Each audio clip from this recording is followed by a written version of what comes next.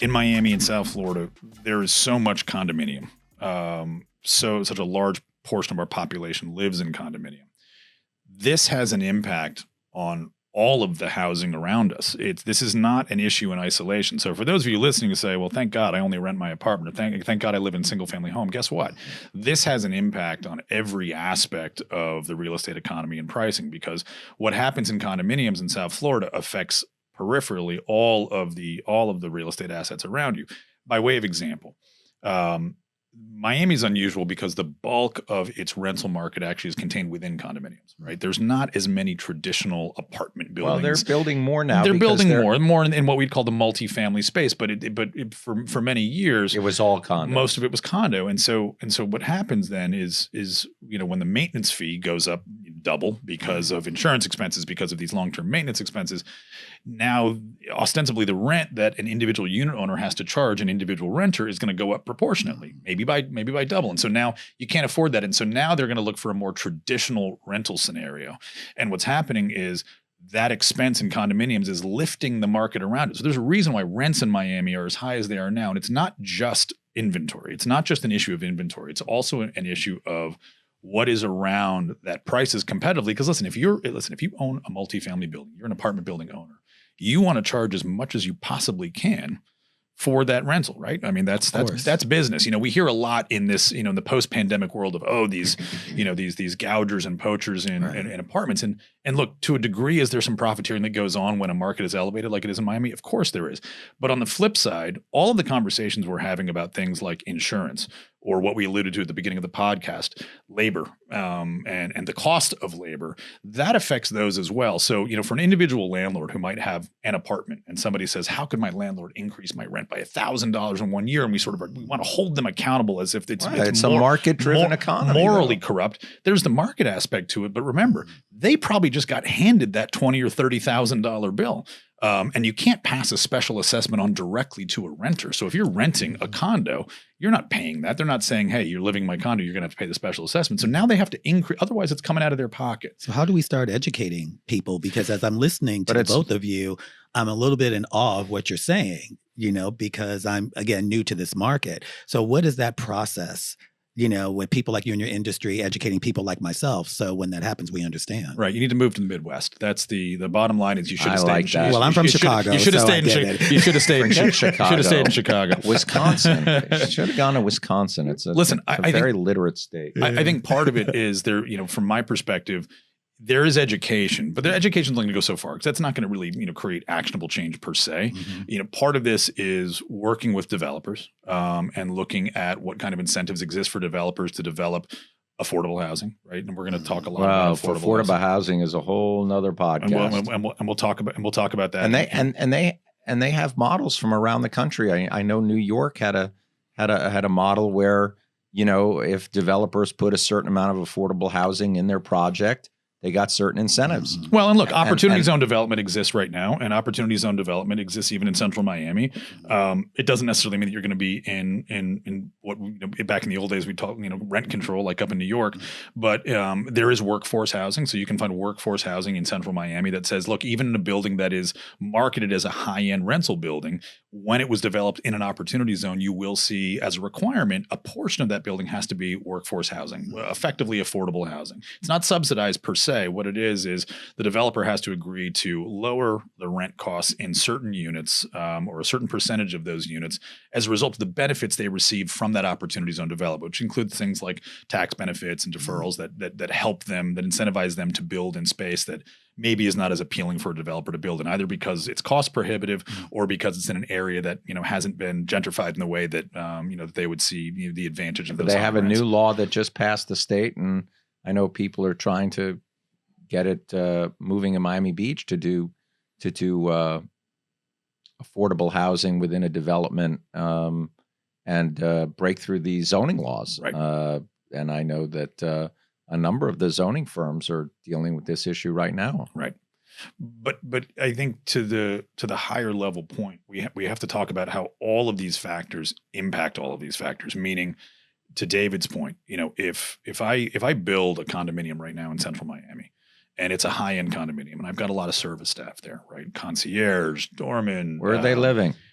Where are they living? You know, and they're making $17, They're living in $18 an Pembroke hour. Right. They're living in Pembroke Pines and driving 90 minutes to get to work. Right. Absolutely. Or Homestead or I won't say the Kendall. Redlands because the Redlands is a whole different ballgame, but they're living down in West Kendall or they're living in Homestead and they're commuting and they're sitting in traffic for 75 minutes. Or let's look at what's actually happening right now and why this tends to impact urban core in a different way. So I'm living out in West Kendall, and yes, for me to make top tier for my particular job, and let's say I'm a maintenance person, right? If I'm doing maintenance in a building, I'm doing some light mechanical work, some painting, et cetera, and I'm making $20 an hour in downtown Miami. Well, now what's happening is the relative scarcity of real estate, the inaffordability of not only buying or renting, but even developing property is such that we're seeing a lot more concentrations in areas outside of the urban core. Like let's look at Doral, for instance, has had a huge glut of development and some very successful development. Doralenzuela. Exactly. And so if I live in West Kendall, now I can make the choice to go make that $20 an hour, but 15 minutes from my house. And so they're creating new urban centers. This idea of a new urban center. I call them mini cores. Yeah. Daytran, Dadeland area is one. Coral Gables is another. Doral is another. Aventura is now another. And so this has a really detrimental effect on these urban centers. And then I don't think it's I disagree with you. I don't think it's detrimental at all. I think it's that diversification and that decentralization is actually beneficial to creating a more vibrant economy throughout the entire county. But it's economically detrimental when you are that condo association in Miami who now is looking for labor that no longer exists at that pay rate. So now you're having to pay somebody $25. Oh, for sure.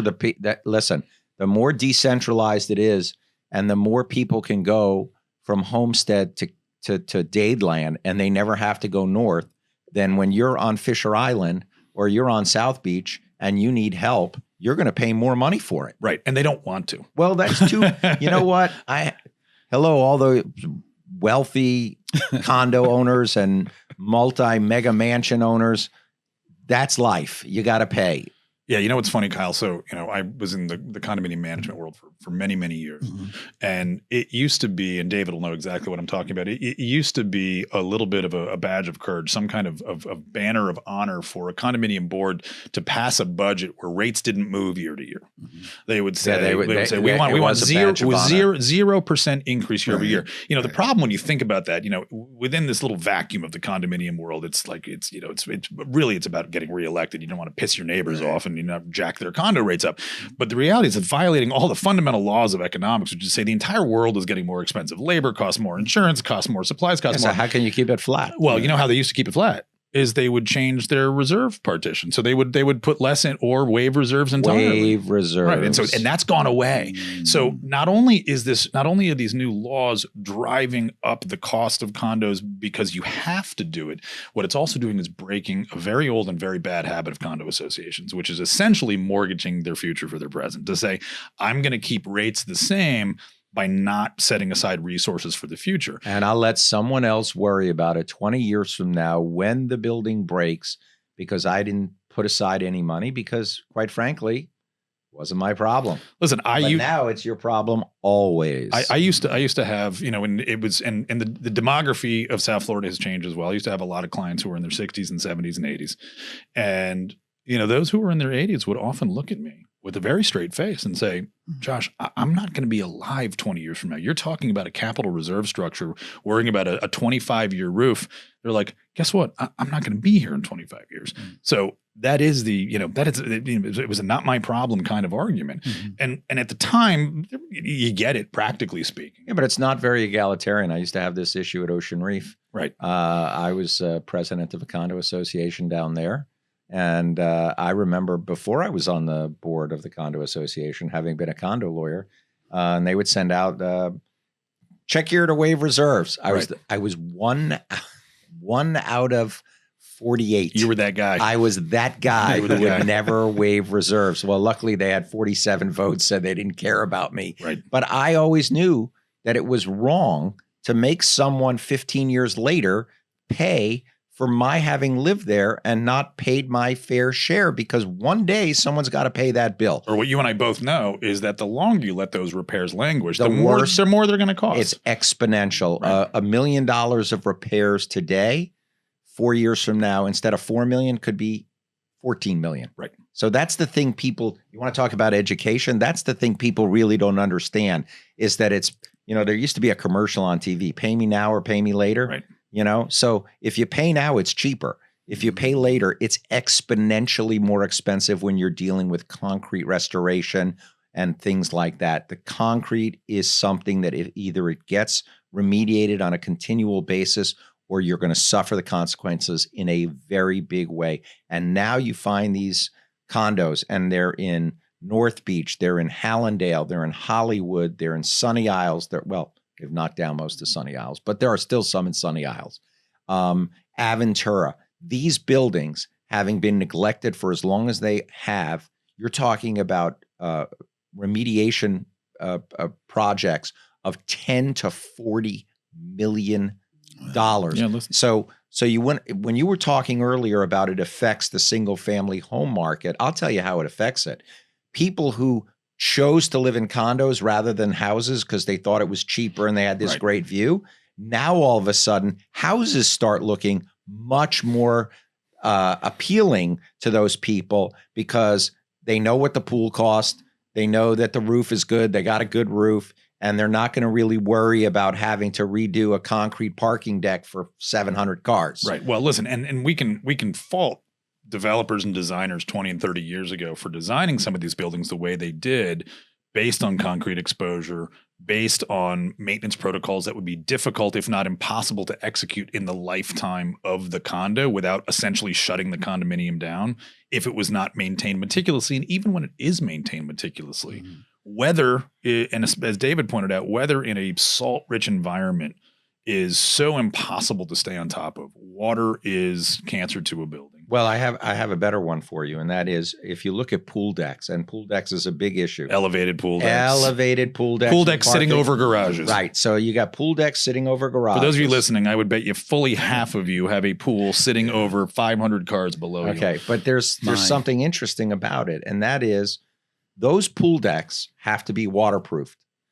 And everybody wants fancy tile on the pool deck. Right. But waterproofing used to last 5 to 10 years. Right. Okay. And if it lasts 5 to 10 years, they were leaving the waterproofing on for 30 years. Of course, it was gone by then. And of course, that's why you had the leaks that you had at places like Champlain Towers and other places where the water was pouring in because they didn't fix the condominium waterproofing underneath the pool deck.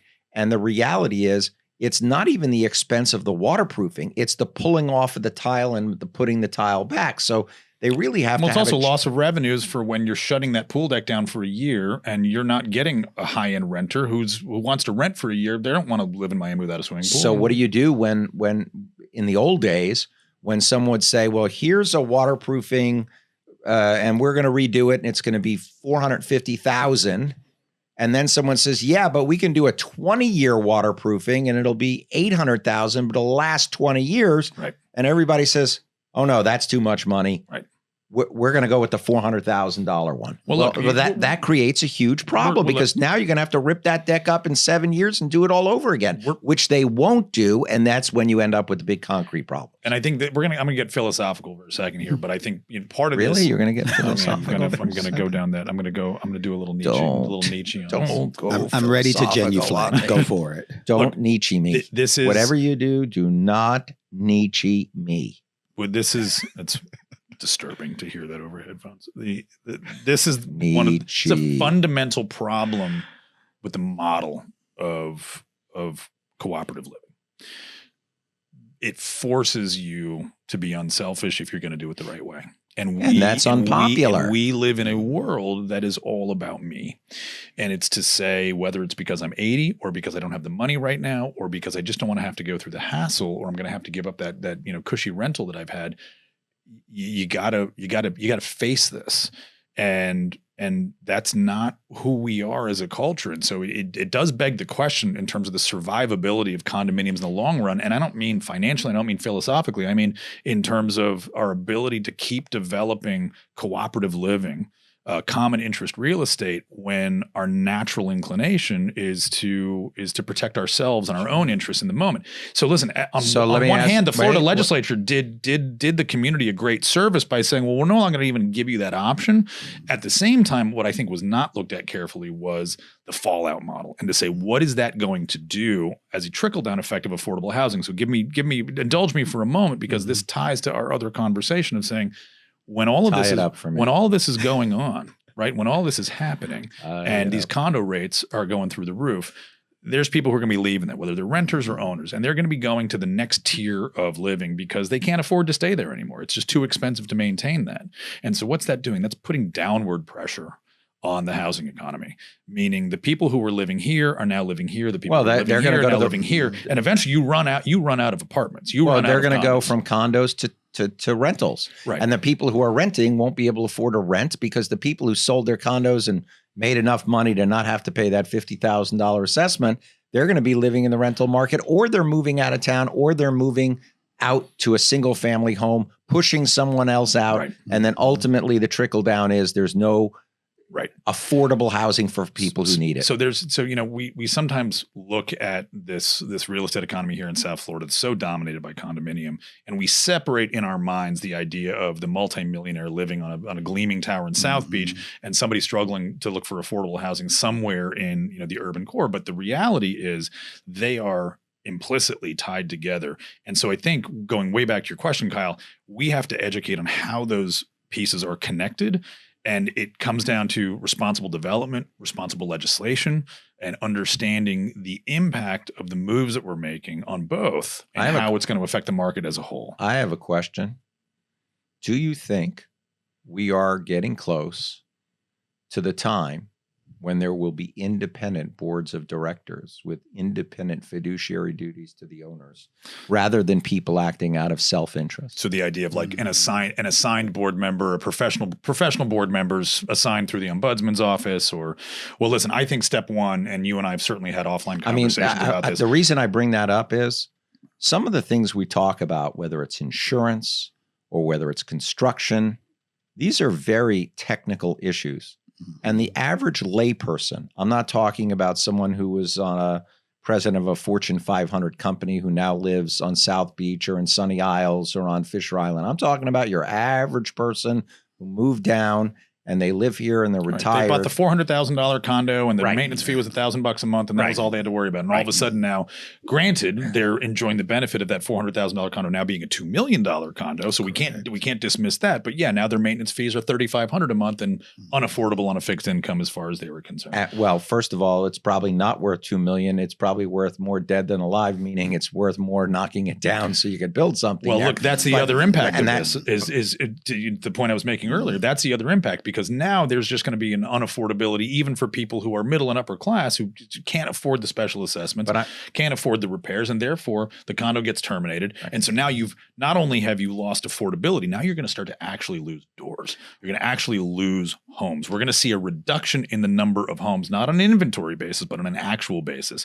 which for an environment like this is only going to do what? Drive the prices of what remains up even further. And so it's a compounding effect, and that has to be looked at. Look, I think the division has to ultimately look at condo terminations in terms of saying, are there going to be condo bailouts? Listen, you and I've had that conversation. We did it with Detroit. Are we going to do it with South Florida? I've written articles about the issue of terminations and lowering the percentage required to approve of a termination, because I think there's going to be a natural tension when someone says, we want to stay.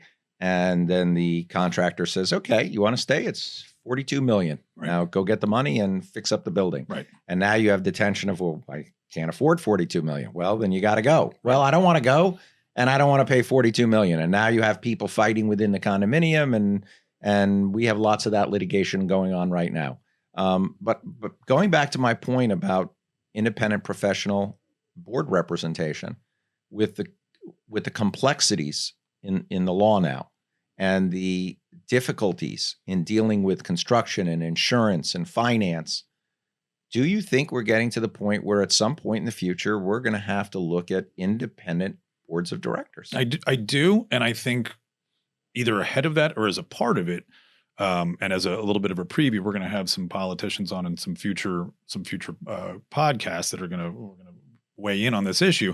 I think we're looking at re-legislating the condo bill entirely. I mean, agree with you. I think 718, which is the Florida statute on condominiums, is probably getting near to a teardown, and not because there's not some really effective parts of it. I think as a regulated industry, an aspect of the real estate economy, there's been a lot that's worked very well. The problem is the one that you're talking about, which was it was not designed to sustain the size of the industry that we're at. As a result, and the amounts of money that are being, I mean, look at what happened. Right. The state attorney just indicted a bunch of those peoples at that. The big HOA out west. Yeah, the HOA, the embezzling. largest HOA around, and they've been running it like a personal fiefdom for years, allegedly. Because again, we don't have allegedly innocent until proven guilty. Right, innocent until proven guilty. But although it is weird that a guy in West Kendall was driving a Bugatti, it was just it didn't seem like it was an alignment. I don't know anything about He was that. leasing it. It was a lease. Only in Miami can you lease a Bugatti. He was leasing it. That is Miami and 100%. But the point I'm making is there are problems with the issue of elections, big time. There are a lot of problems with the issue of finance and accounting and accountability, and I have real concerns with the new legislation of requiring reserves. You're talking about $1 trillion. Right. The economic models are horrifying. If you actually delve into the numbers, it's trillions. It's more money than exists in the state, and so and the problem with it is, who's controlling that money? Right. Do you trust your neighbor to control a $30 million special assessment? Right. Do you trust your neighbors not to mismanage that money? And whether intentionally or not is to say, I mean, listen, I've dealt with board members in the past who wanted to put capital reserves in Bitcoin, right? And to say, well, this is an upside economy, and to say, are you That's absolutely fake money? Oh, it's right. That's Really? fake money. Oh, yeah. David, I have a question Which for you. one? David. I'm not going to tell you. Okay. David. No, I meant which Bitcoin. Oh, I thought you meant which board member. I want to know which Bitcoin. Was it this one, that one? Was it the one with the monkeys? Was it the dog? Yeah. The one that what is it called? Dogecoin, right? Dogecoin. Right. I mean, my son tells me the names of all these things, and I just glaze over. They're made up. I think I have a crypto. I don't. Okay. David, I have a question for you. I'm going to turn you into a lawmaker for the next 10 seconds. When it comes to unelectable, exactly wrong. When it comes to reserves and all the things you're talking about, what do you feel are the proper policies that can at least put this issue on the right track? Because it does, from a layperson, especially from the Midwest, it seemed like it's a train wreck about to happen and we're watching it. So, well, remember something. It's Brightline. Yeah. It's sorry, Brightline. We're gonna have. Boy, you're not going to get an endorsement. No commercials. No commercials. You pulled that up like a bad. I did. Like a bad comb over. No commercials from Brightline on here. No, not getting that sponsorship. That was a comb over right from the beginning of the episode to now. You combed it right back over. That's what good comedians do. They bring it from the beginning and they bring it back at the end. Okay, so the answer to that in my mind is they had to start somewhere. They had a tragedy on their hands with Surfside, and it was a terrible tragedy. And it was a tragedy in many respects, not just the loss of life, but so much that could have been done, whether it was the negligence of the people who weren't trained in the fire alarm system, or whether it was the building official who, didn't push the issue on the report that had been issued previously, or whether it was the engineer who didn't sound the alarm, or whether it was the board that didn't say, look, we're passing it. If you don't elect us again, too bad. We don't care. Whatever the issues were, it was such a calamity. It was kind of like the shuttle disaster, right. Like where one thing led to another, and there's certainly attribution to say there was a lot of elements that created a perfect storm, right? And a bad original construction next door, but original construction was poorly done, and not enough rebar, and a design issue with the columns, and not looking at the garage, right? And so there's so much in that perfect storm, but it led to a situation where we said we cannot continue to allow people to just kick the can down the road. Right now. May they have gone overboard in the sense of you need to do this, and this, right away. I don't know that they went overboard, but there is going to have to be manipulation, and there is going to have to be modification, and there is going to have to be some tweaking done in respect of the condo world. But the reality is the condo world is more expensive today and will continue to be more expensive tomorrow than it was prior to the Champlain Towers tragedy a number of years ago. And again, what I think what's interesting is it's a lot of people attributed the sudden rise of costs of condos specifically to Champlain Towers. And the reality is most of what we were seeing was insurance industry stuff, was the pandemic. We haven't even seen the real impact of that legislation. We're only beginning to see what that impact is going to look like. It's going to be much more. And the insurance part of it is something that has been impacted. It happened to have happened around the same time as Champlain Towers. Within a couple of years, is these 2 or 3 storms on the southwest coast of Florida and there was one that came up the East Coast, then it went across the West Coast. I remember because my kids were going all over the state trying to avoid the hurricane. Right. And everywhere they went, they were having hurricane parties, you know. I have a question for I don't believe they were having a hurricane party. I have another question for both of you. You know, I live in Coral Gables, live in a condo, and I'm looking at, you know, my pool is over my garage, you know, all of that. Oh boy. Yes, my pool is over my garage. And so when I drive back home, I am going to be looking at the garage. Go look in the garage. I will look.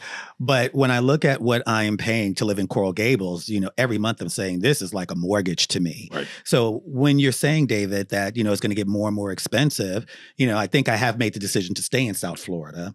And I'm looking at— Is that a good decision? I don't know. But let me get to the question and then you can tell me. Is that, you know, should I look at the same trajectory of maybe a different condo when I choose to upgrade? Or should I start looking at single family homes based on what's going on and what you all have been talking about? Look, I mean, from my perspective, I think you have to look at your particular orientation to value, right? And David has said it a couple of times, tongue in cheek, but look, you know, location is everything for a lot of people, and it is about the view. It is about your access to the community around you. I think it really is more of a reorientation in terms of saying, what are the real costs of living in a condo?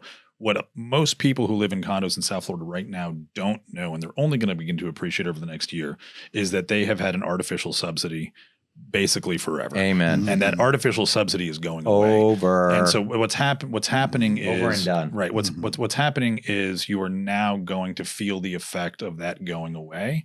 And I think it's going to require buyers to be more educated. I think it's going to really place a lot more emphasis on how much do you value being in that particular location. So somebody who says, I want to be on the beach, it'd be nice to be on the beach, now is going to say, if I'm on the beach, I know I'm going to be paying not only a lot more in terms of the cost of the acquisition of the real estate, but the cost of maintaining it. Well, remember something. If you're an insurance carrier and you have a $500,000 risk in West Kendall on a single family home, is that really the same risk as a $500,000 condo on Biscayne Bay? Right. And the answer is no. Right. It's a much lower risk. Right. You're 20 miles inland. Right. The chances of it destroying the entire property aren't not as great as if you're on the beach and you know you're in a 4-story building and we get 20 feet of sea rise, although they'll say that's flood insurance, so it's not covered by the windstorm. But the risk near the ocean is so much higher that there was a reason why people moved to Kendall. There was a reason why Kendall was created. I grew up here. I mean, I moved here when I was 12, but I remember the Serpentarium with the big, you know, the big cobra snake there on US 1. I grew up when West Kendall didn't really exist. And West Kendall and all of Kendall was really created for people outside downtown, Coral Gables, Miami Beach, North Miami Beach, to be able to get away, have a big tract of land, and have a home. And the reality is, those people chose a certain quality of life to have their own piece of the rock, if you will. And that was what was affordable to them. We're going to see a renewal of that concept of what is affordable. Okay. And what was affordable for people in Eastern Shores and North Miami and Sunny Isles and North Beach is no longer going to be affordable anymore. And I think one of the things you're going to see is you're going to see a downsizing of development. You're going to see a return to more boutique condominium that are going to be easier to build. Are you going to see that when you're busy seeing 90 and 100-story condominiums on the water? But I think what it's going to be is you're going to see that not in the urban core. You're going to see that in other areas. You're going to see it in other areas. You're going to see areas where there was not a lot of concentrated vertical development. You saw mostly single family, and as the point we're making about Doral and these other micro urban centers is this idea of hyper locality. This idea of saying, especially when where I work is now not the differentiating factor of where I live. We talked a lot for a while about live work. WeWork was sort of the punctuation on that, which obviously had its own issues. But this idea of saying, we're going to be in a place where I can live, I can work, I can exercise, I can raise a family, and it's sort of going to all be in one building under one roof. That's just being transplanted to new areas and saying, now I'm going to have this idea of a little bit of a rebirth of small town America. That may be dotted around urban cores, but no longer part of that downtown tract to create affordability, to offset some of the insurance prohibitions that are being created around it. And frankly, I think to usher in a new era of design, because I think we're seeing what happens when the buildings get too big, when we put swimming pools on top of garages. And when you're having issues, they are hidden by a 50-story tower because there is so much space to manage. I mean, Kyle, the number of staff on a maintenance staff in a condominium association, apartment building, on a 20-story building versus a 50-story building is not that significantly different. It's not proportionate to the number of floors in a building. Oh, really? And so therefore you have fewer eyes, if you will, for a larger piece of real estate. And so there was always going to be a diminishing effect of being able to see what's going on inside of a building. And there's no way to automate that process in a meaningful way right now. The only way to do it is to stick to a preventative maintenance schedule that addresses these issues, which the legislature has attempted to do, which again is just going to be a cost. There's going to be a cost in it. And by the way, that cost always existed. It just wasn't paid. Like the bills were always coming in. That's what I mean. The bills were always coming in. We just weren't writing the checks. You walked away. Actually, you ate at the table. You thanked the waitress or waiter. You got up, you walked out, and you just didn't pay. Right. Well, you know what? That's a great. It sounds kind of like when you go to dinner with me and you walk out, say, I'll go in a restroom, and I get stuck with the bill. Lies. But you know what? It actually that is so. It is a great analogy. Listeners, that is so not a lie. It's a great analogy. Has he done that to you? Anyway, take the fifth. But you know what it actually is? David, it's funny. This reminds me of having a bar tab. You have the friendly neighborhood bar, and you say, "Put it on my tab." Remember bars you could put on a tab? Remember watch Cheers, right? Norm would say, "Put it on my tab." I used to go to Central Hardware on 41st Street, and my family had a tab. We used to have a tab at Joe Stonecrab back in the day. So you have a tab, and you never paid it. And eventually, there's that one day the manager walks up to you and says, "Oh no, we paid. You got to pay. You got to pay the tab." And what you realize is when you're paying that tab, and now it's $1,000 instead of the $50 that you've been accruing all this time, is you don't get the enjoyment of all those $50 dinners or bar tabs in that moment, and so it's painful in that moment. But the reality is you enjoyed it, and that's what's happening with condos right now. They enjoyed the use. They enjoyed the location, they enjoyed the services, but they didn't pay the full bill. Yeah, but now they're complaining about the price. Right. And remember something, unlike the bar tab, and this is a difference between the lunch tab, dinner tab, and bar tab as compared to the condo tab. The lunch tab, it was $4.99. Well, actually, it was $6.99 for chicken at Joe's. Back in the day. Now it's like $7.99. By the way. Okay. And it was $5.99 for the chopped tenderloin. Now it's like $8.99. But the point is the prices were pretty much fixed and you paid later. Here, the corrosion is exponential. Right. So the tab, your steak gets more expensive the longer you don't the pay longer for it, right? You don't pay for it. You're not paying for the steak that was in 1995 that was $12. Right. You're now paying for 1,000 steaks because the stucco is bad in 1,000 more. It's more of a compound interest effect. It's actually accelerated. It's not. It literally is exponential. So the bar tab might have been $50, but when you go to pay it on the condo, it's $5,000, right? Because of the corrosion, and that's the problem with not paying as you go.